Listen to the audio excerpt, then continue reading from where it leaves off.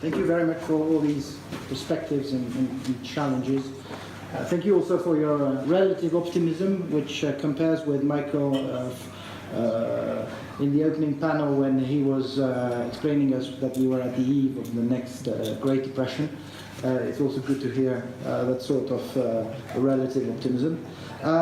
In the Insurance Committee, we will now have Gregor Pilgrim and James Orchard, who will together make the presentation for the output of the Insurance Committee.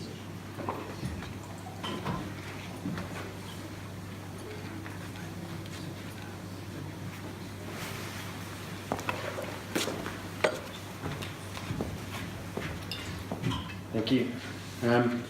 Just going to deny you access to hear from Gregor for a couple of minutes. We're breaking tradition, just like the insurance industry really needs to do, and we're going to sort of co-create or co-share our outputs. To give a little context, to remind everyone some of the issues facing the insurance industry, I'd just like to ask for a little bit of audience participation, if I can. I'd like to raise your hand if the last time you spoke to your insurance company, you had such an absolutely wonderful, delightful experience that upon hanging up the phone or logging off, you immediately contacted your friends or family to tell them what a wonderful experience it was and recommending their services to them. One. Okay, maybe the problem's not as bad as I thought. In 2014, to give it a little more context, the Boston Consulting Group, in conjunction with Morgan Stanley, undertook a global survey across industries to try and determine customer satisfaction by industry, and then rank them accordingly. The insurance industry actually came second bottom in that list, slightly ahead of real estate agents. And so, sorry if there's any real estate agents in there, I didn't mean to offend. In fact, some of the verbatim suggested that customers would much rather log on to a government website to pay a speeding ticket than transact with their insurance company online. Much greater satisfaction, apparently. So that really gives a little bit of context in terms of some of the issues facing the insurance industry.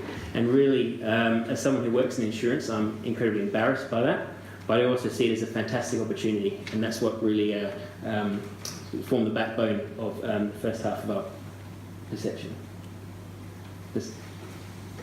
So customers are more empowered than ever. And that empowerment is meaning that we have to provide greater personalisation. They want, they want greater transparency. They want products and services that meet their needs. And this is effectively funding or driving the insurtech movement. Our contention is that it's this insurtech movement, and in the face of this disruption, that the insurance industry really needs to open up and embrace this. We can't hide from it. We really need to take that on and tackle that first, head on, and we need to sort of identify that white space, and we need to attack that. We need to work closely with the regulators, and it's something the regulators can't avoid. They have to work with the incumbents of the insurance ecosystem. They have to work with customers, and they have to get used to being part of a system that is going to require regulation on the move. It's going to require regulation that's more fit for purpose and is respected to the scale of the industry that it's actually trying to regulate. As the industry strengthens its connection with customers, as we start to play a bigger role, we have a duty to provide education particularly to millennials and to new segments, and to address issues such as financial literacy so they can start to understand the value that insurance plays. Finally, we believe InsurTech is actually going to be fostering some new business model opportunities, leveraging the new technologies such as IoT and big data. Fantastic opportunity again, and really up to the insurance industry to really embrace that. And we certainly see that the enabling partnerships through the servicing of, or the introduction of new ancillary services to improve customer value. I think it's a massive opportunity that the industry needs to embrace. Off the back of that, from a regulatory perspective, we certainly need to work very closely around data privacy issues. We need to balance that. We need a regime that balances that with consumer protection so that we can ultimately deliver much better customer experiences. Now the second part that basically only bankers will understand in this room, so they share the same worries about regulation, I think, currently. We were talking similarly as last year again on the big topic of the global harmonization of the regulation that is basically coming. We would like to express a bit of worry on that we slowly take, for us it takes more time to do the modeling of the risk than really managing risk.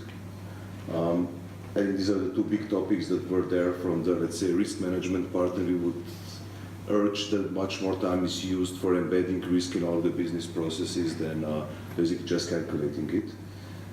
One big topic is with the current new regulations, basically all of the financial institutions will, because of the relative variability of the balance sheet, move to the same direction, which can, to quite some extent, be not any more counter-cyclical, but even enhancing some problems.